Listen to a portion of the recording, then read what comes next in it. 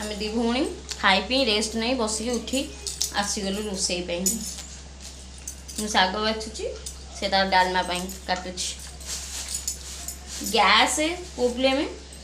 gas problem माने पेट gas नुह रोसई गैस जो प्रोब्लेम होती गोटे टाइम रोसई कर 3 टाइम खाओ एका थरक करके थोई दिंतु आज खराब हो सुविधा